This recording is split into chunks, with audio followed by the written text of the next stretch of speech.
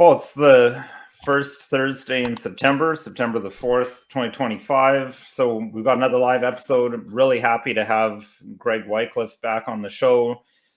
And we'll talk a bit about the Dominion Society that he's recently got involved in and a bunch of other things. We'll see what comes up in the chat as well.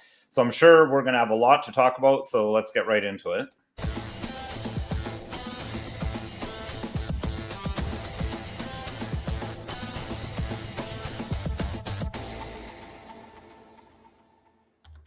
Good evening. My name is Nicholas Wansbutter. I'm a lawyer in Stratford, Ontario, and welcome to Don't Talk TV. And Greg, welcome back. It's been a while since we've had you on, or since I've been on your show. I know I've been trying to make this happen for a while, so I'm. It has. Yes, it has been a while. Thanks for having me. So much has gone on. It feels like so much has gone on just in the past couple of weeks in terms of crime, related to immigration, and just outrageous stuff happening in Canada. And I guess, as a practicing lawyer, your head just must be spinning with all this stuff. Well, it's actually not spinning just because I'm old enough now and I've seen enough of this stuff. And I think I've seen this coming for so long that I'm kind of like, yep, that's about what I expected to start happening at about, well, probably thought it was going to be, maybe it's a little bit the speed that things seem to be picking up is maybe what's a little bit surprising to me. But I mean, you've been really busy yourself. We'll get into what's going on with Canada, but that kind of what's going on in Canada is also why you're doing a lot of the things you're doing. I know you're filming a documentary that you just wrapped up the filming on that, and then you dove right into the Dominion Society. So maybe let me give you a few minutes to talk a bit about those things, and then we'll go from there. Yeah. So it's been over a year now that I've been working on this documentary about free speech in Canada. The working title is The Hate Network. And it really takes a lot of what we saw during COVID, during the convoy. It talks about people who speak out against transgenderism in schools, or just as a nurse, and all sorts of different examples. And it kind of has a common thread of, well, our institutions have very specific politics, is this very specific ideology, and it will, almost like clockwork, target people who are either loud enough, effective enough at inspiring others to kind of oppose the ruling ideology. And we've seen this throughout history, and we've kind of bringing history into it. We also target an organization called the Canadian Anti-Hate Network, as they are responsible for propagating, in some cases, lies about people and a lot of half-truths and a lot of just demonizing Canadian citizens, basically to make people hate one another. Very ironic that their name is Anti-Hate. Anyway, but that's going to be, I'm still working on a lot of that, still working through hours of interview footage. But yes, it's also kind of congruent, or kind of fits, that I've joined the Dominion Society, as we're seeing, especially in the UK, people who criticize immigration the wrong way, people who talk about immigration the wrong way, are also people putting up the wrong flag or the wrong sticker are getting targeted and persecuted by the police for having specific politics. So I thought it would be appropriate to hop on the board of Dominion Society, because I think that will be, or that already is, a front of contention with these kind of insane Western governments, where they're persecuting their own citizens for criticizing public policy. It's quite insane. But yeah, there it is. There's our homepage. Yeah, sure. Put that up there so we can see what we're talking about here. But yeah, I mean, I don't think Canada is yet where the United Kingdom is. I mean, people aren't yet being thrown in jail for 2 to 3 years simply for protesting, but you can see it happening other places. You have to take the cautionary tale and not think, oh, this could never happen here, especially when our government seems to have a lot of the same, you're talking about ideologies or institutional ideologies. It seems to be the same beliefs that are required to be held for teachers, nurses, I mean, lawyers. I think there's to an extent, there's that any of these professional organizations, they've got us with the whole ethics thing, because they've now turned this into a moral thing, that it's unethical and immoral to hold a view other than the accepted one. Yeah, and that's kind of been for quite a long time. I think that the kind of culmination of that was having Justin Trudeau as our Lord and Savior and Prime Minister, and he really mainstreamed, and he kind of unfortunately was effective at creating, far left progressivism into the Canadian ethos, i.e., diversity is our strength, and if you disagree with multiculturalism, it's a sin. And that's changing now, thankfully, which is giving me a lot of hope. But back in 2019, my inception into politics was running for the PPC in 2019. If you criticized immigration or multiculturalism back then, this was like the climate election. It was the climate change election when Greta Thunberg literally came to Canada like a week before the election happened in Canada, almost to like help the sort of liberal campaign, because that was the whole craze. Anyway, but criticizing immigration back then made you a heretic. I was in a very left-leaning riding. I was in Parkdale High Park. I had an 18-year-old volunteer intimidated by a man twice his size, racist, get out of here, racist. And I'm like, sir, do you mind? He's 18, he's a volunteer. Like, do you want to talk about anything? But like rapidly, this person could calm down and have a conversation. Yeah, it was wild. It was wild how, like you said, how it's seen as a moral thing. And yeah, that's unfortunately, like, that is baked deep into the cake. Like, that has been what I say, like, generational lies, like lies that have been told for basically generations, or at least since the end of World War II. How deeply this sort of like open society has been pushed upon us. But even over the past few years, the programming is breaking really quick, because when you see some of this egregious stuff go on, this kind of disgusting stuff that triggers that disgust in people, it makes you start to think, it breaks the programming. It makes you start to think about the Canada you grew up in and how it's different, and how this person is not the same as this person, and people who came from this country are not the same as the people who came from this country. And actually there are kind of patterns, there are kind of like behavioral patterns that are significant. And if we want to have a country that we're going to feel comfortable in, we need to start talking about this stuff. Right. Well, I mean, behavior is different because beliefs are different. There seems to be this concept or thought that, everyone holds the same values, regardless of where they're from, regardless of their background. But no, not everyone.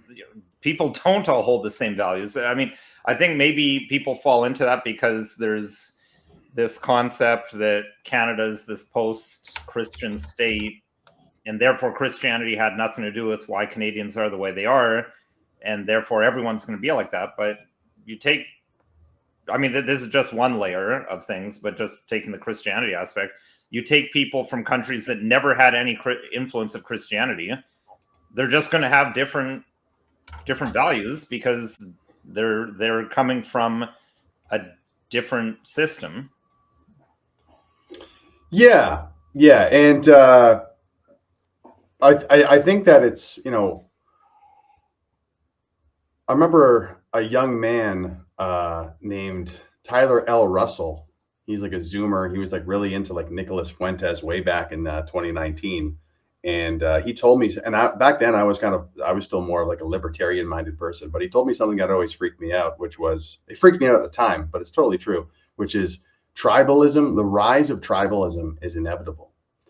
And that's what we're seeing. That's what we're seeing with this kind of multiculturalism experiment playing out in different Western countries. And like if you import enough people who have these strong convictions to their foreign religion, foreign people who are loyal and passionate about their foreign religion, that's who they are. That's just who they are. That's what they do. And they're going to, if their convictions are stronger than the host populations, then, they're going to start to assert their dominance culturally because they have a stronger conviction. You know, like it's not even like, oh, a good thing, a bad thing. It's just like the way it is. Like that's just the way things are going to play out. And that's why at Dominion Society, we are trying to build that conviction of like, hey, we are a Christian European nation. That's what we are historically. We actually have a very detailed history that details our ethnogenesis, that Canadians are an ethnicity if you just look at the historical facts of the matter. You know, and this has triggered so many people, Nicholas. It's insane. Just listing historical facts has triggered so many people. People calling us woke right. People saying that we want a white ethno state. And it's like, folks, we're in a situation right now where there's hundreds of thousands, potentially millions of people who should be deported based on our existing laws. And we clearly don't have the political will to actually enforce those laws. And people want to get all alarmed about like white supremacy and all this stuff. And it's like we have children getting raped. we have people getting executed in their own living rooms from burglars. And then these same people are literally worried about like, you know, too many white people thinking their identity is important, as if that's a problem. It's insane. Which is always, I mean, there's a few points there to try to break down. I mean, the whole what is a Canadian thing and how it's like now you're some evil racist or wanting a white ethno state. I mean, I'm old enough that I grew up in the 80s. I mean, in the 80s, people generally had a concept that there is such a thing as being a Canadian. We had those heritage minutes. I mean, those are fantastic. Any people who are younger than me probably never saw them, but you'd have these little 1-minute things during commercial breaks where they'd give you some little story from Canadian history. And it was along the type of stuff. I pulled up the What is a Canadian page on the Dominion Society because it was the type of stuff that you talk about here about being Canadians being descendants of the pioneers who built this country. And that's what those heritage minutes were all about. It was a lot about pioneers and their different stories, people that fought in World War I, people that fought in World War II. And I mean, that was presented. This is our heritage. That's what called heritage moments. I mean, these are Canadians. This is Canada. This is what we're about. And you could clearly get the values that there were Canadian values as well. Yeah. And what I like about the approach of Dominion Society is it really does come from a place of self-love and self-respect more than anything. And what I love about that as a core is that the natural conclusion of being self-respecting and loving yourself and wanting the best for your people is, at this point, is remigration, is to maybe tweak the laws a little bit, tweak the incentives in our immigration system to reverse the flow of immigration. If we respect ourselves, if we love ourselves as a nation, and for anybody else who respects and loves the Canada from before and wants that back, then it's kind of a no-brainer to support what we're doing at Dominion Society, you know? And I think that is an important distinction to make because sometimes the energy can be very anti-immigration. It can be very kind of hateful and have like a resentment energy of just like, I want these people out of here type thing, which is totally relatable, totally understandable where that comes from. But I think that making the slight tweak in energy change of coming from the place of loving our nation and respecting its history and starting there and making it very clear that, you know, this is not like an anti-immigration thing. This is a pro-Canadian thing. This is a pro wanting the nation to survive, a pro wanting to respect the history of this country and anybody who lives here respecting the history of this country, which I think, like, what is so radical about that? Right? Well, it shouldn't be radical. And I often try to get people to do the thought experiment, like take any non-European based country in the world and you'd ask, like, is it okay for them or good for them to be proud of their heritage? Well, of course it is. And I agree. Of course, like Indians should be able to be proud of their heritage and their country. Chinese should be able to be proud of theirs, you know, anyone. And same thing with Canadians. And people try and say, oh, well, Canada's only been around since 1867, except as we know, yeah, officially 1867, but really the Canada we're talking about was around for a long time before that. I mean, Absolutely. pioneers and settlers building what became Canada, they were here for several hundred years before that. No, I want to touch on that point just to make it's such an interesting comparison, because if there's this video that talks about here is the Ghanan culture from Ghana, these are the Ghanan people, here's what they did, here's what they do, here's their history, here's their lineage, here's their ancestry. You post that on CBC, and there's going to be these liberals in tears of how beautiful it is, how beautiful these people are. And then we do the same thing at Dominion Society about what a Canadian is. And they're like, what is this? White ethno-nationalist? What is this? Oh my gosh, this is disgusting. Ah. Nazism.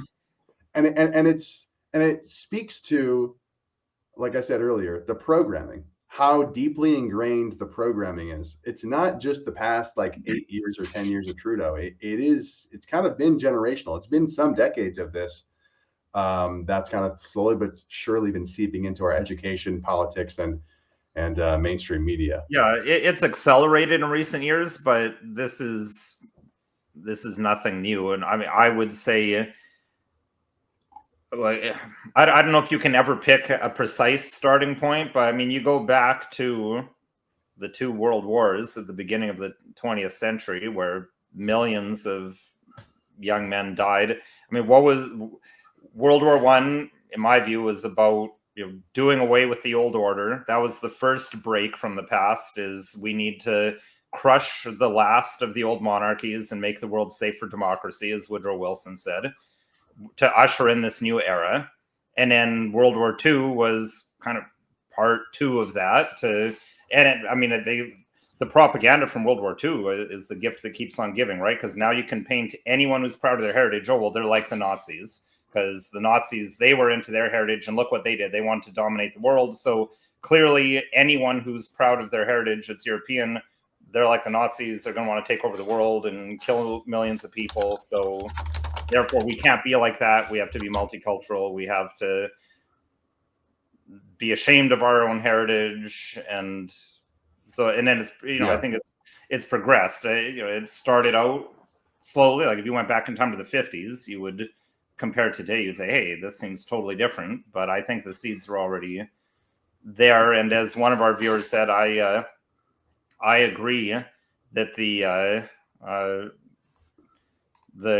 getting rid of the red ensign was a red flag. I mean, that was a piece of this, disconnecting us from our heritage, and taking this flag that had history to it and has symbolism to it of who we are, right? I mean, it fits perfectly with what your Dominion Society's definition of a Canadian, but we had to get rid of that and move forward in a new direction. Yeah, in terms of the significant, I'm still learning about the specifics of this, but from what I understand, the significant policy changes, we'll say, and attitude shifts in Canada happened between 1965 and 1975. That's when official multiculturalism policy started in 71, I believe, and that's around the time that the immigration policy started to open up. And of course, the flag change. The flag change, I think, was either 64 or 65 when they changed to the leaf, the red leaf, where the red ensign does signify the founding stock, the English, the French, the Scottish, the Irish, and of course the Union Jack.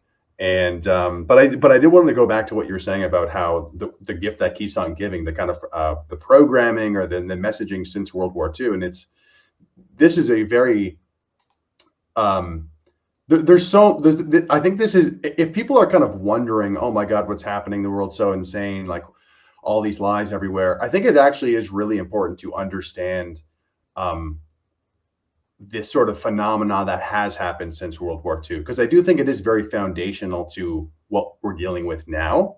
A great book on this is Return of the Strong Gods, about nationalism, populism.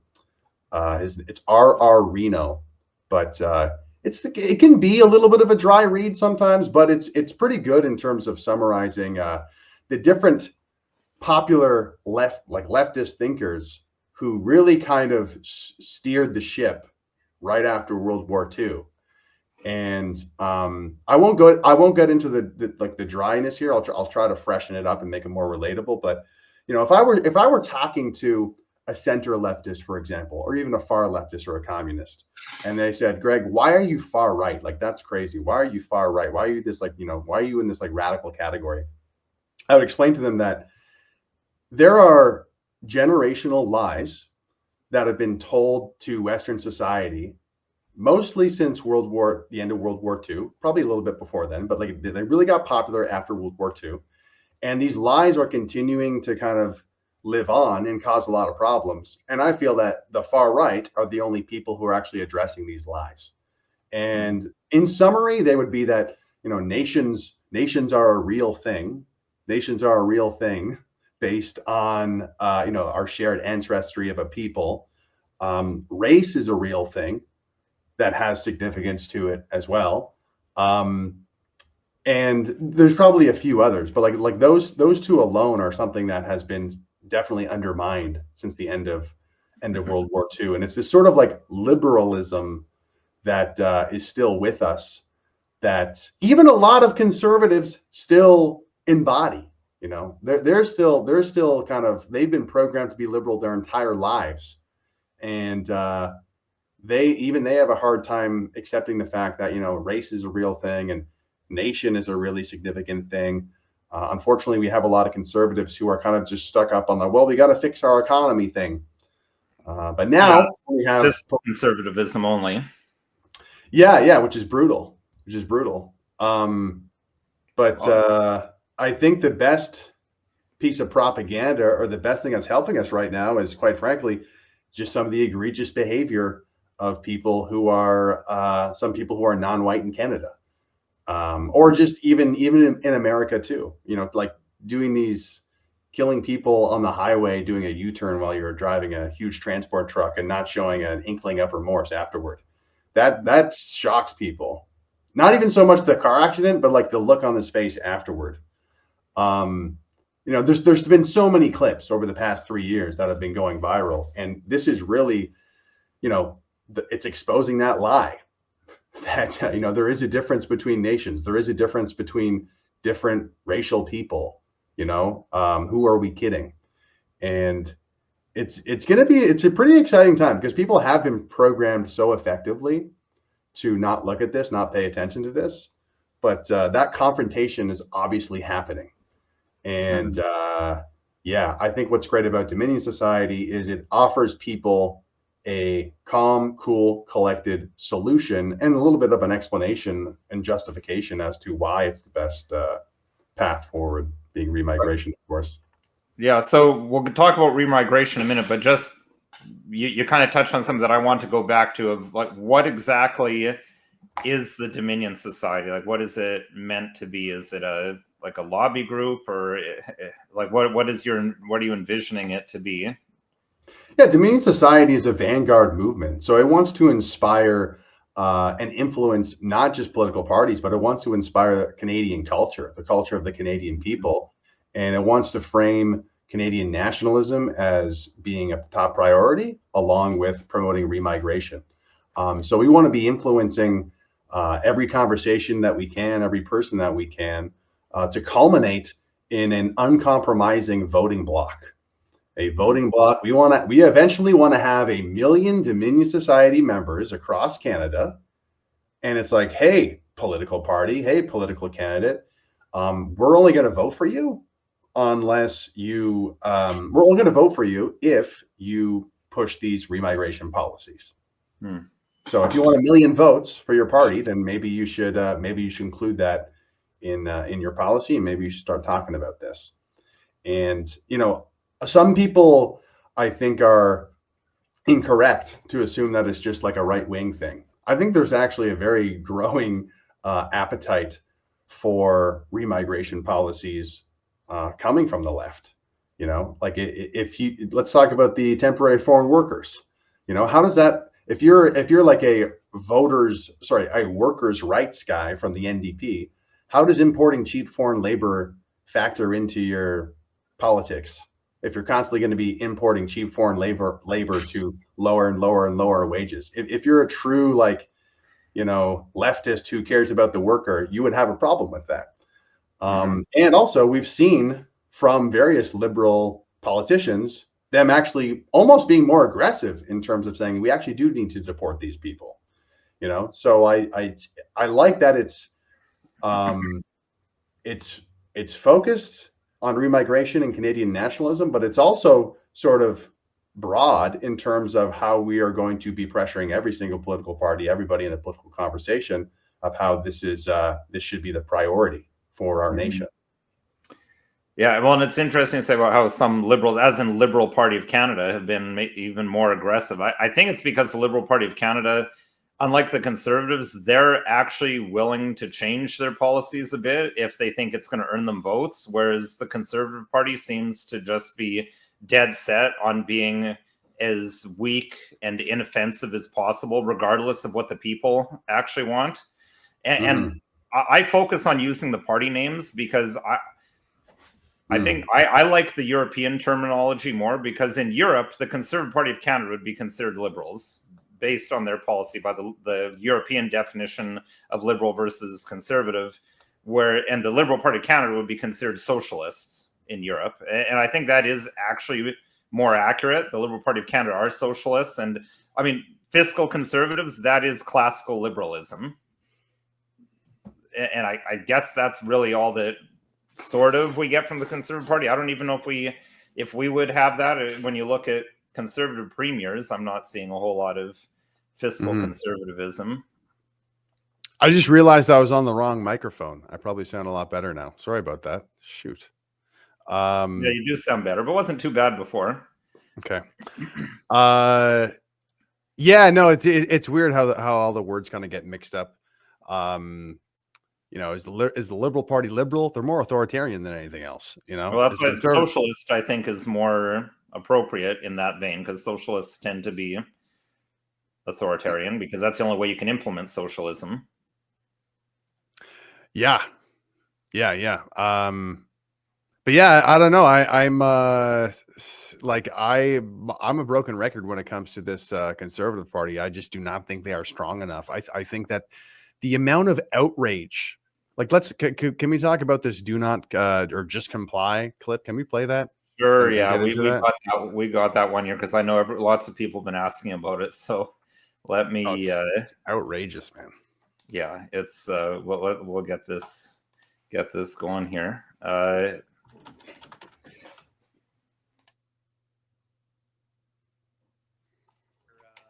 Make his own statement and his own mind up about that. What I would say is, we'll follow the laws as they're written. The laws change, we'll change with the laws. But as it stands, we know the best defense for most people is to comply. As you've just heard, a number of safety recommendations will allow for those that are victimizing members in the community to leave and not harm anyone. It sometimes can fall on deaf ears when members feel like they have to take matters into their own hands. And the only thing I'd say is, if we are going to rely on our community members to take matters into their own hands to solve this problem, we have all failed our community. So I'll leave political comments to the politicians and let them have those conversations. But for now, the laws are written, we'll follow those laws. But I guess you are hoping that people kind of heed your advice more than the premiers here, that if they do find themselves in this situation, that they should do the best they can to kind of stay away from the criminals. And my advice is to rely on our police service, call 911 immediately, and let us take it from there.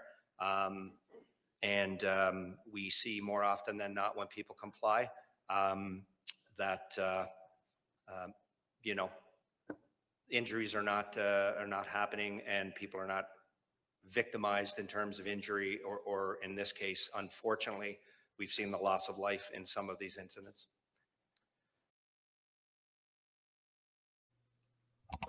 Damn, it feels good to be a gangster, dude. If you're a gangster in Canada right now, you're like, yeah, that's right. Comply to me, the lawbreaker. the criminal.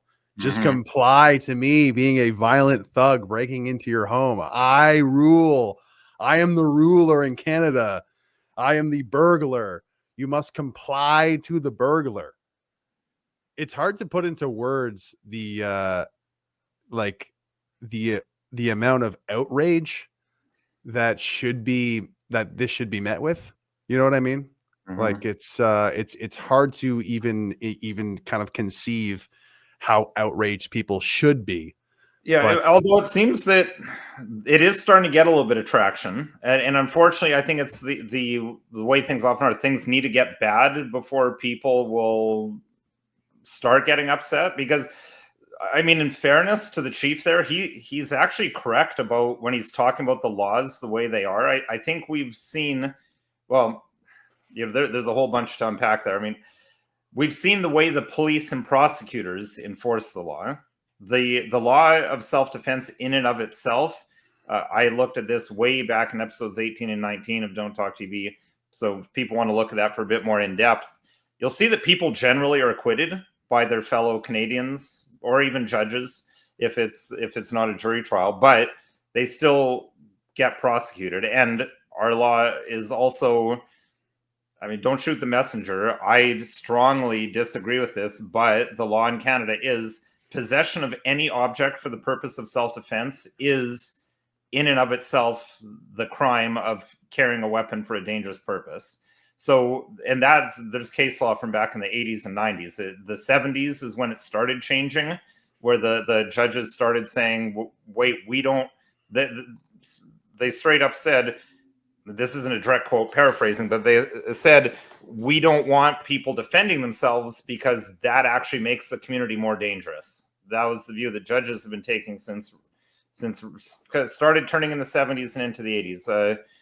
I talked about that in, Richard, I'll get you to put the link. I think is what, episode 41 or somewhere around there. so Might what be about worth- this? Okay, Is this guitar? Is that like a weapon for a dangerous purpose? If someone broke into my house and I used that to like bash their head in, Well, it would become a weapon if you use it to hit someone. Like if you're just carrying it around as a guitar, it's not a weapon. Right.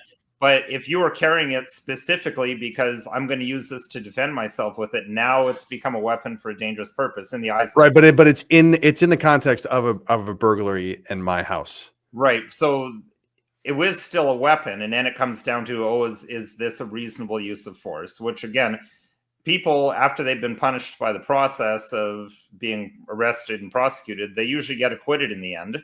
The problem is getting there, and that's why I have to say about Doug Ford talking about how, people should be allowed to defend themselves. I'm outraged by what the police are doing. It's like, well, Mr. Ford, it's your prosecutors who are prosecuting this. Prosecutors in Ontario and probably most provinces, but I know for sure Ontario, they have a whole policy manual for what they're supposed to do with different types of cases. They're not allowed to drop drunk driving charges, for example, unless there's like some clear problems with it. Then they can offer a careless driving under the Highway Traffic Act. Generally, I don't even know if they can drop them outright.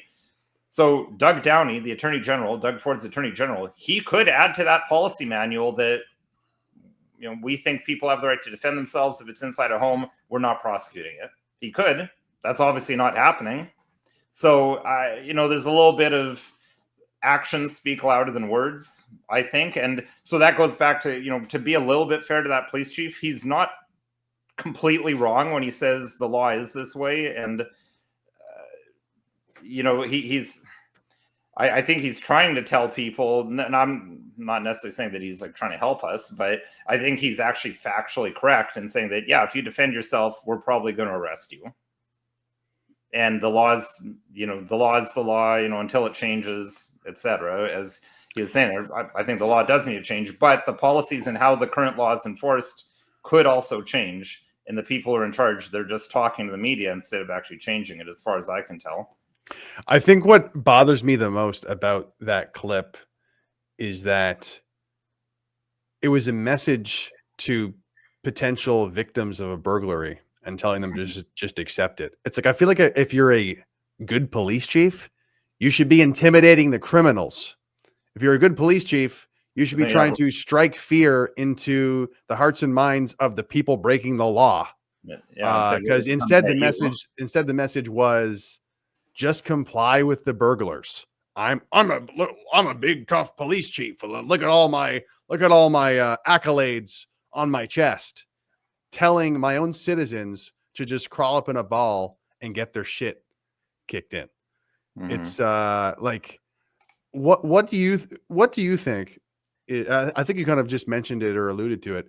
Like, if you had a magic wand as a lawyer and you could correct the current laws we have, we'll just say specifically, because I know there's lots of changes you might want to make, but if it was just for specifically the break and enter stuff where a Canadian citizen is not allowed to defend themselves, if you could wave a magic wand, what would the Wansbutter wand do?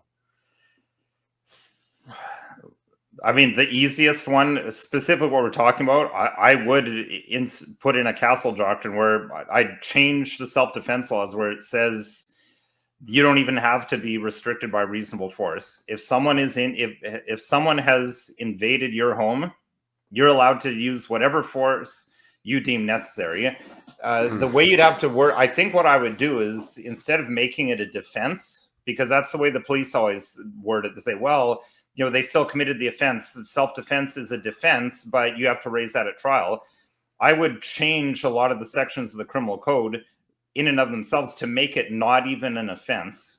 For example, like have written right into assault, aggravated assault, discharge of a firearm in there, that right into an exception. So, for example, assault is any application of force without the other person's consent.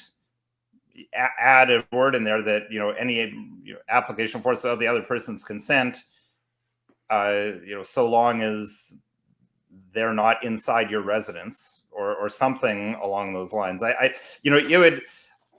obviously haven't fine-tuned a precise wording, because the devil is always in the details. So it would have to be precisely worded, because you don't want situations where people are, say, luring people into their homes so they can do a murder and get away with it. So it would have to be that they broke into the house before that aspect of it gets triggered. So there would have to be some nuance to it, but I think that, and totally overhauling our sentencing regime, I think would also be an important piece of it.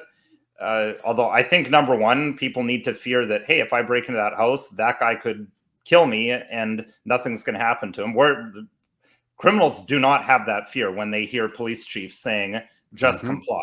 They have no fear. And in terms if anything, they feel emboldened. If anything, if you're already a criminal who's thinking about doing this stuff, and you just saw a police chief on TV tell people to just comply, you're like, you know what? I feel even more jacked up about this burglary I was planning next week.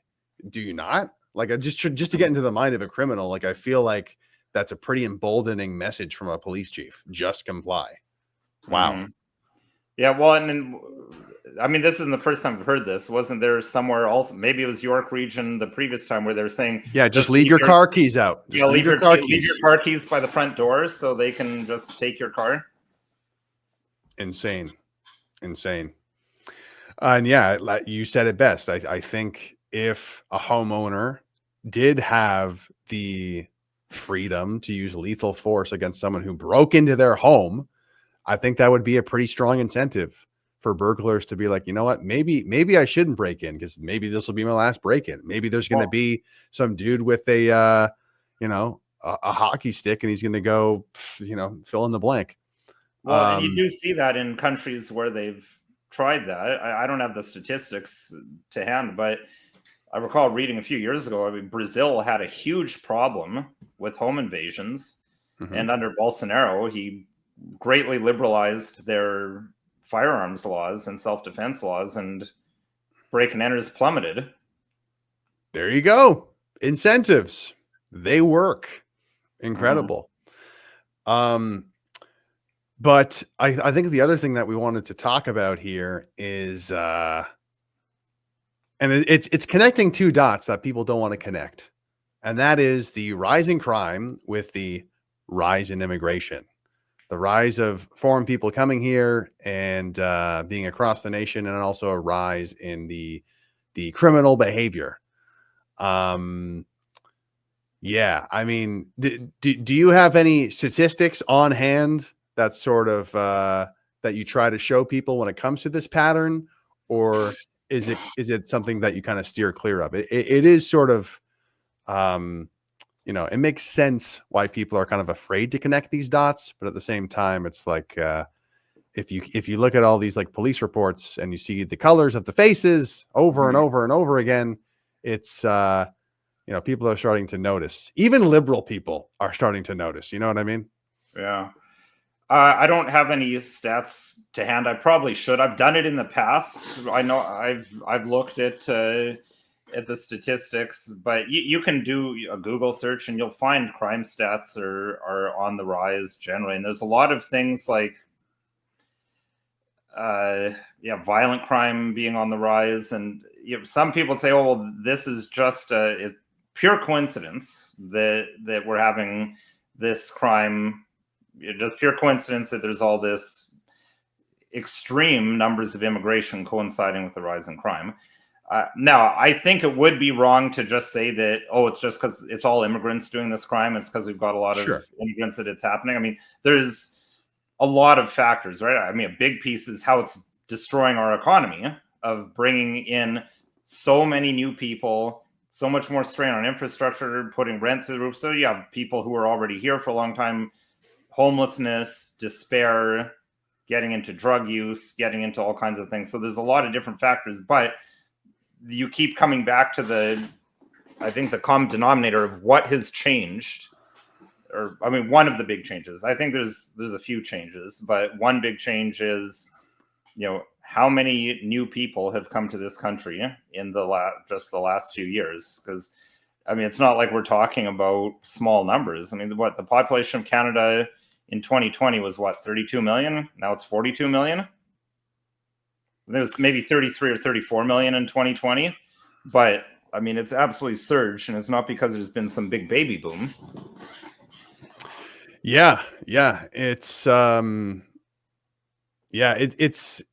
it's quite I saw a clip actually before going live, and it was a clip of, it was like a man on the street thing, and it was I don't know, the one guy had a Pakistani shirt on, the other guy looked East Indian, and he was like, what's the craziest thing you saw at like Ridgetown Mall or something like that? And the guy described how like a group of guys like ran up on a woman, and like it was a battery ting or something, and it's like, did you see a rape? And he was like, yeah, I wish I would have like joined in or something. It's like what? And this is just an example of something I see where it's like, because I try to be very diplomatic when talking about these things, but like I'll see some clips and I'll think to myself, maybe I'm not racist enough. Like what the hell was that? Like, is that a common attitude that people have from Pakistan? It's quite alarming. And then again, now that I say this out loud, maybe that's actually an approach for the stats, is to actually get stats in the countries where these people are coming from and say, hey, look how common this is. Look at the laws around this in Pakistan or in India. And these 40% of the people coming in are from India. So could that have to do with the rise in this type of crime? And while we're actually talking about this, Dominion Society is working on collecting as many stats as we can to connect these dots between crime and immigration, just to create as much urgency as possible. So if you have any tips, then please send them to info@dominionsociety.ca, because like you said, we don't want to just make, it's just because I'm immigrants, blah blah blah blah blah. Like we're not trying to lie, or we're not trying to kind of like be unnecessarily hyperbolic or anything like this. We want to have the credibility of having the stats and the truth and the facts on our side when we're going to be kind of connecting dots like this. So if you do have any stats, if you do have any tips, info@dominionsociety.ca, send us an email with a link, some stats anything that has kind of some credible research or sort of methodology behind the statistics would be fantastic. Mm-hmm. Yeah, I mean, I think data is always crucial because I think that's one thing that people often criticize our government for, the people that are doing policy. You know, they never want to talk about the actual statistics or the actual data. It's more about, you know, feelings or their moral view of what's right to do, regardless of what the actual facts are. Have you ever looked at Canadian crime statistics? I only tried to look at it once on StatsCan. And if I recall correctly, the way they break down like race or ethnicity was really odd to me. I could be wrong, but like I'm pretty sure I did this like a year or two ago, and they had like the wildest different categories. Like I feel like they had like 4 or 8 different like First Nations ethnicities, like indigenous ethnicities. Like that was broken down into like, you know, 4 or 5 different categories of like all these different specific type of indigenous races. And then like only a few others besides that. Like it was like, it was grossly overrepresented in terms of the options of the different ethnicities. A whole bunch of them were different, like indigenous ethnicities, which, I mean, if you look at the stats in, I think, Saskatchewan of like how often the crime is being done by like natives, I've heard it's quite alarming. But again, this is not stuff that I've dug deep into, and a little bit different from remigration, but still interesting stuff. Yeah, well, there's a whole there's a lot going on, but of course the numbers are only as good as the reporting as well, right? So, for crime rates, that would require people to be reporting things to the police. That would require the police to be laying charges. So, I mean, that's another thing. The statistics, they're not, you know, they may not be always reliable. So, for example, if you looked up statistics, they would probably say that 0 Christian churches have been criminally burnt down in Canada over the last several years, right? The arson in Canada is not arson in Christian churches is not a problem because the police haven't made a single arrest. So they haven't proved that these are actually arsons. But I think when you see, obviously that's happened, right? I think it's over 200 now. 200 churches burning down? Mm-hmm. Oh, really? I thought the number was hanging around like 140 or something like this. I didn't realize it was that high. But speaking of that, because I have a direct sort of example of like how are the statistics reported. Anthony Housefather, August 31st, he posted this letter talking about the safety of Jewish Canadians. And in the letter, he talked, what was the stat? Let me find it. Right now, Jews make up slightly more than 1% of Canada's population, but are the victims of 70% of reported religious-based acts of hate. And I thought, I commented and I actually ratioed him. I said over 100 churches have burnt down in Canada over the past few years, and Christian singers get routinely banned from performing. You know, not to mention the statues that are toppled of our Christian historical figures, like Sir John A. Macdonald, etc. Like, is that form of hatred factored into that 70% figure? You know, like, are we not counting? Why wouldn't we count Sir John A. Macdonald as a Christian who's being attacked by Antifa? Is that not an act of hate? Is like these over 100 churches burning down? Is that how, you know?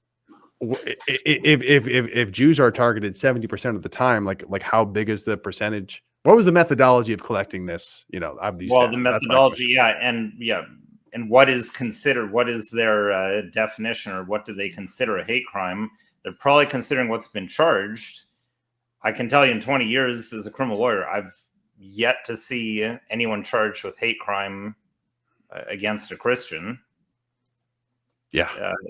And it's disproportionately certain groups where you get charged. I mean, just because you're speaking specifically about Jews, no other group has a law specific to them making it a crime to in any way downplay, although they don't define what they mean by downplay, but to downplay an event from their history where they were victims of persecution. Like it's so the Holocaust, right? That was a private member's bill from the Conservative Party of Canada.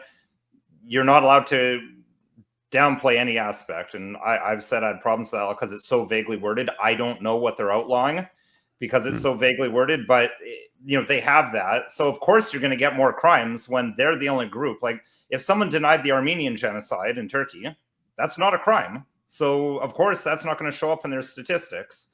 Or if someone denied the Holodomor, the death by starvation of millions of Ukrainians by the Soviet Union, that's never going to show up in hate crime statistics because it's not a crime to say that that didn't happen, or to say that, well, they deserved it, so Stalin was right to do that.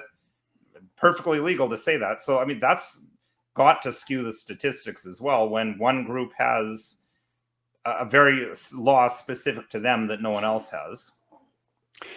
Yeah. And I saw, actually, just while we're on this topic, I saw a tweet. Some guy in the States said something along the lines of like, oh man, when you come out to support Israel, like you get so much hatred for it. And like, no one ever talks about the hatred that Israel gets. And I'm like, hold on. And I actually asked Grok, and I asked Grok, out of all identifiable racial and religious groups, which group has the largest number of speech laws across Western countries that are uniquely and specifically written in regards to that specific group's identity? Give me a one-word answer. And even Grok was like, Jews, because there's specific Holocaust laws across the board in a whole bunch of different white Western countries.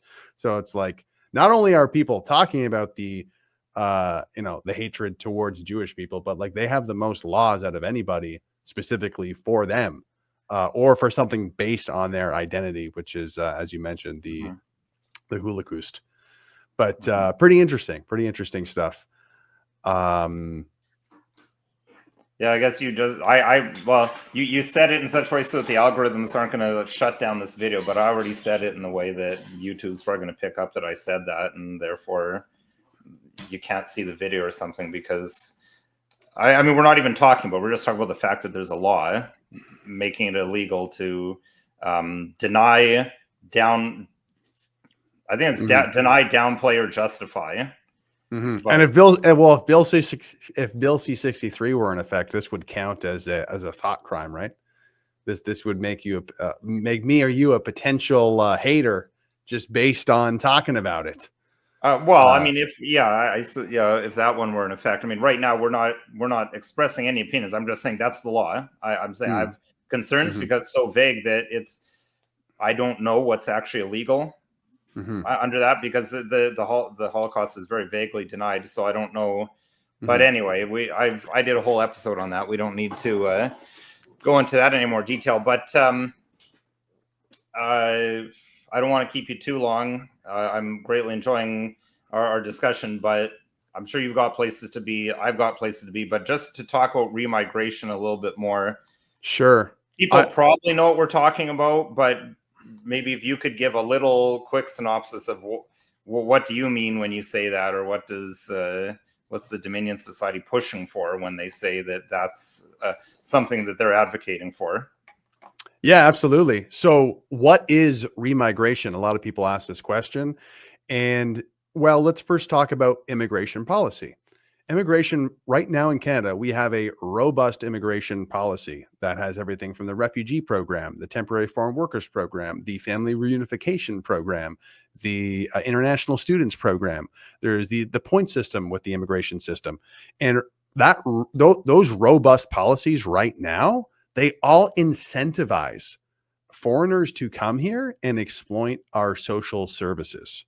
There's a lot of other kind of sort of incentives, but right now it's kind of like really easy to take advantage of these policies as a foreign person to show up and to start exploiting our social services. So that's like, obviously relying on our healthcare system, whatever it is. Remigration is simply taking the immigration policies we have and reversing those incentives. So changing the different programs, changing the kind of the how they're structured, how they work, and creating them so they incentivize people for foreigners to return to their homeland or to not exploit our social services.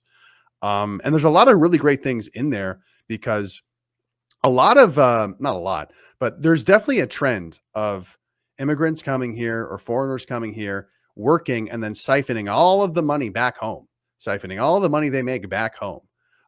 There's instances of immigrants or foreigners coming here, not assimilating at all, not even trying to assimilate, and just kind of doing their own thing. That's not what we should want as a country. We should want people to learn French or English. This isn't really complicated stuff. And Quebec has done some things that allude to that. And we actually at Dominion Society, we steal a few things from Quebec and what they've been doing. And like, let's make that nationwide. Let's make that federally across the country.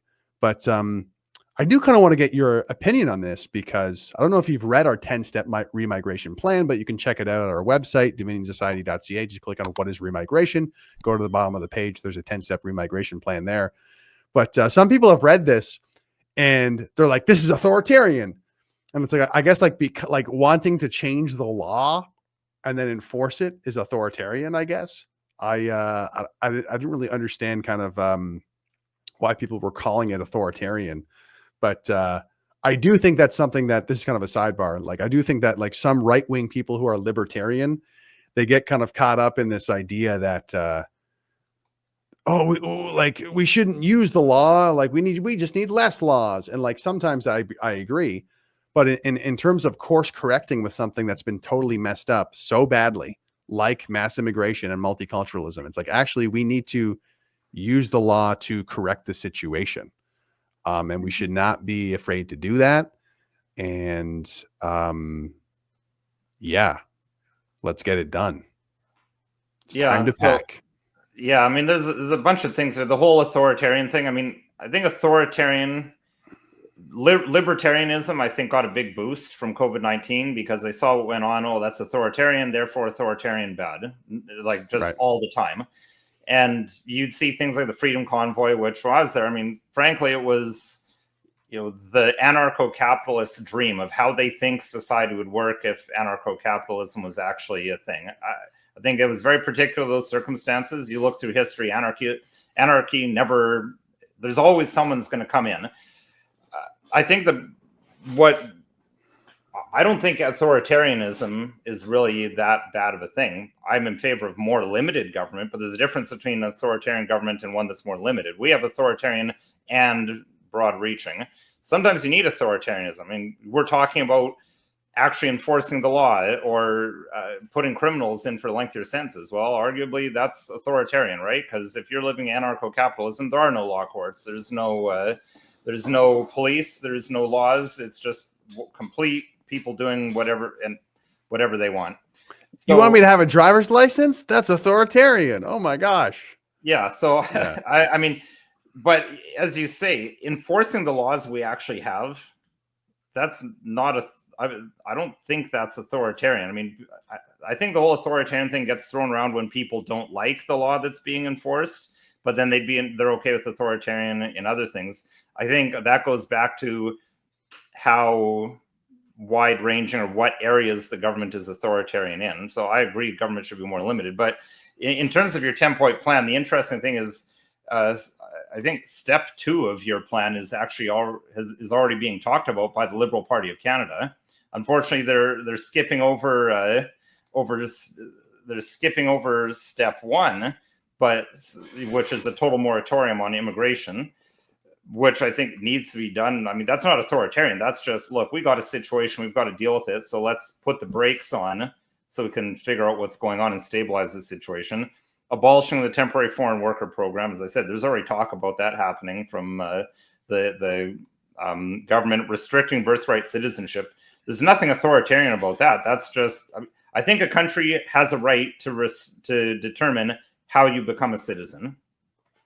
That's any group of people have the right to determine how you become a member of that group. So a country is just that writ large. Making Canada less affordable for immigrants, arguably that's anti-authoritarian because we're talking about less government subsidies. Like if you look at it from that perspective, right? You could look at it from like, well, we're not, you can make it less comfortable without actually being discriminatory towards people. It's actually the opposite. If you just treat everyone the same, like, I mean, my wife's an immigrant. Her family fled communism to come here, but guess what? They didn't get a dime. They had to pay the government back for their flight, even though they're refugees. They had to take a loan from the Canadian government and pay it back. And none of the incentives that are around now existed back in the 80s. So they just showed up and they had to work like everyone else. So I would argue that's less comfortable than what the current situation is. You can find all kinds of quick Google search. You'll find all kinds of the job subsidies that are given to companies to make it easier for them to get jobs than for people who are Canadian citizens. And there's lots of these resettlement things. You've got refugee claimants living in hotels. I mean, those are all things that actually, by scaling back government, that's less authoritarian. I mean, those are just the first 4 points, but the phase 2 is when you start getting into the remigration, revocation of permanent residency, mass deportations, voluntary repatriation program. Now, that's where we're starting to get a little bit more spicy, perhaps. But I mean, I think the whole revocation of permanent residency, that could be done to so many people right now, just with the current laws that we have. And I'll just show this quickly, just to look at Government of Canada reasons you may be inadmissible to Canada. So just looking at the current laws, you could be inadmissible if you committed a crime. Well, as we know from what were the statistics last year, the Canadian Armed Forces, when they started taking non-citizens for the first time, over 100,000 people applied. Something like 1,500 were accepted because everyone else failed the screening check that the Canadian Armed Forces has. So that makes me think there's a lot of people that haven't been properly screened by Immigration Canada or screened at all. You could probably get rid of a bunch of, have a lot of people that would be deemed inadmissible for a criminal record. Now, medical reasons is an interesting one, because if your medical situation causes excessive demand on health or social services. Oh, wow.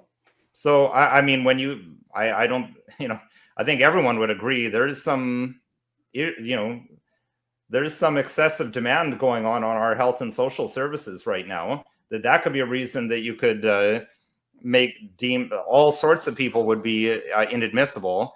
And then financial reasons, if you're unable or unwilling to support yourself and your family members.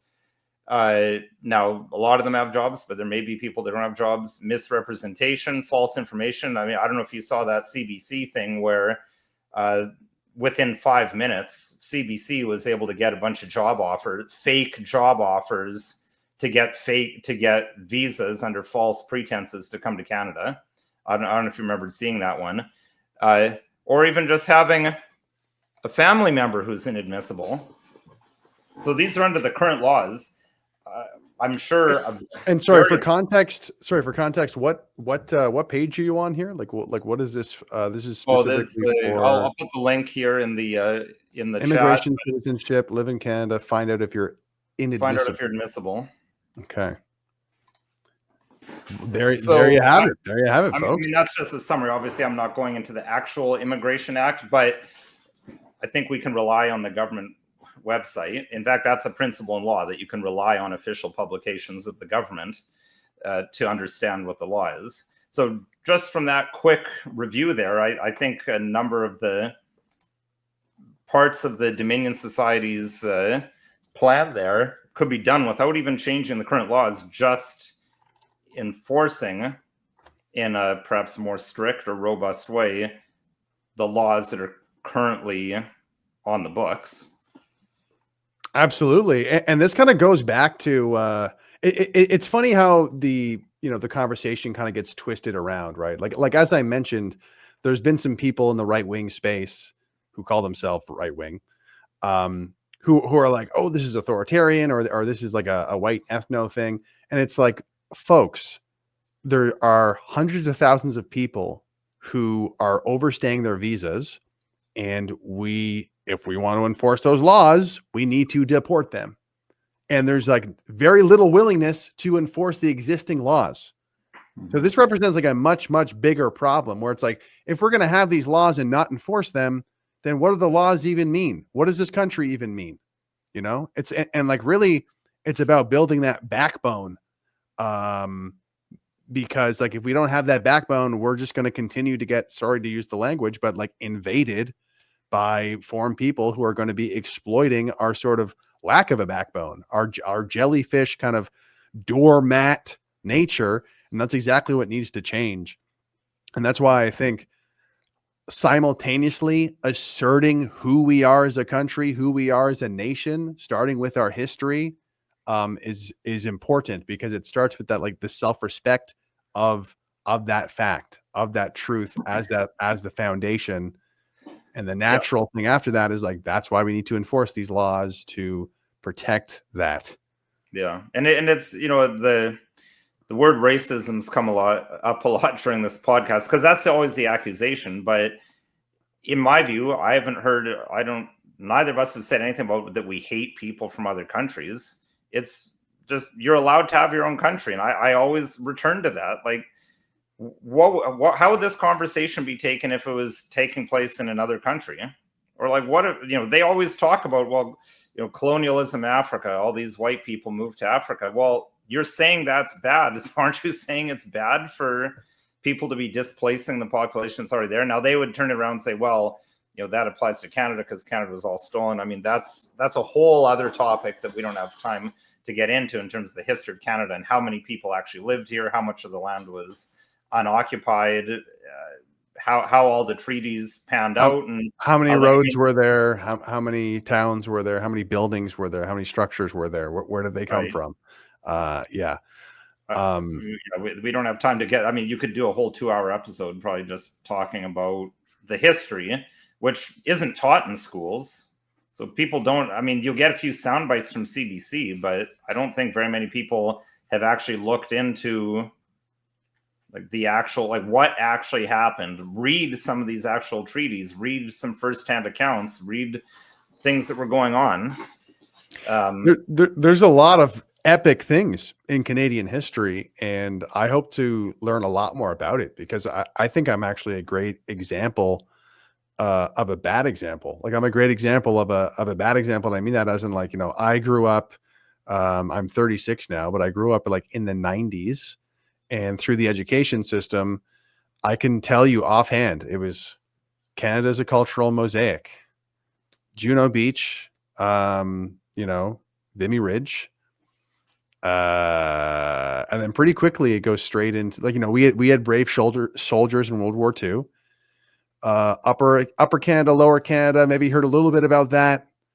And then honestly, it goes straight into the heritage minutes that you mentioned. Maple syrup, hockey, poutine. Like it goes straight, like after those like few touch points, it goes straight into like sort of this very shallow version of understanding what it means to be Canadian, not one that's based in history. And that one, like, here's another thing that relates to that. There's a beautiful park called Algonquin Park in Ontario. Probably the best place for camping and canoe camping in definitely in Ontario. And there's a really highly recommend this hike. It's called like the Track and Tower hike. But when you go on this hike in Algonquin Park, you can just drive in, drive out. But when you go on this hike, you can get a little like brochure that kind of explains different parts on the hike. And there was a highly trafficked railroad that was going right through Algonquin Park back in the day, that had like so much lumber that was going towards, I guess, like somewhere the St. Lawrence. And it was for the war effort. And it's crazy because like you look around, you don't see the railroad at all. But like just to hear about like the logging industry in Canada and how robust and intense it was. And it's like, this is something that connects me to this country and connects me to the land. It's like Algonquin Park is doing a better job at making me feel like a proud Canadian, much more so than the CBC is, but like, things like that, I really want to learn more about, because I think it just kind of connects the beautiful landscape to the beautiful people who helped develop the nation. It kind of like it marries those two things. Because conquering this wicked landscape is quite the task that we should feel very proud of, and I think that is a very foundational thing about our identity that we need to not only talk about more, but kind of be more assertive about and try to honor in everything that we do. Well, I think that's a great place to end off. I think we've covered a lot of ground here, and yeah, I think that's, going kind of circling back to the positivity and learning who we are, where we came from, and cherishing that, because Canada has a much richer history than I'm sure a lot of people would even guess. Even maybe it hasn't been around as long as places like France or China or Japan or Germany, but, well, although arguably Germany is actually younger than Canada from a certain perspective. Because Germany and Italy both didn't become countries as we know them until after Canada was a country. But yeah, so thanks for joining us, Greg. We're going to have the link to the Dominion Society in the show description, so we invite people to have a look at that. And so Greg's on the board of directors. I don't want any false advertising. I'm not in any capacity affiliated with the Dominion Society, so I just say that because I don't want to be trying to steal any thunder from you or having people thinking that I'm helping run it, but it's something of interest. So I wanted to have you on the show to talk about it, and I think we had a great discussion. So thanks for joining me and having this chat. Yeah. Thanks so much for having me, Nicholas. And yeah, we appreciate anyone who wants to kind of learn more about Dominion Society. I think it's the beginning of something very significant. One of my tasks as a board member is calling in new members.